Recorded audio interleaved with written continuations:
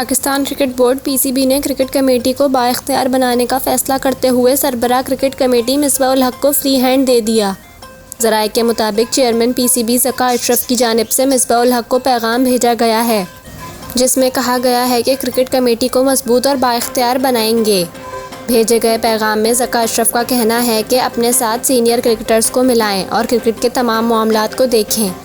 ज़राए के मुताबिक क्रिकेट कमेटी के सरबराह मिसबाह उल हक की क्रिकेट बोर्ड के आला ओहदेदारान से मुलाकातों का सिलसिला जारी है। दूसरी जानिब क्रिकेट कमेटी के लिए सीनियर साबिक क्रिकेटर्स के नाम कल तक फाइनल होने का इम्कान है।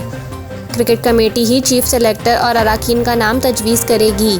साथ ये भी कहा जा रहा है कि चेयरमैन ज़का अशरफ मोहम्मद हफीज़ को सिलेक्शन कमेटी की जिम्मेदारियां देने में दिलचस्पी रखते हैं। ज़राए का कहना है कि cricket committee Pakistan cricket team के हेड कोच के मामले पर भी तजावीज़ देगी। टीम डायरेक्टर मिकी आर्थर और हेड कोच ग्रांट ब्रैडबर्न के ओहदों पर बरकरार रहना मुश्किल है। Pakistan cricket board head coach के लिए नया नाम तलाश करेगी।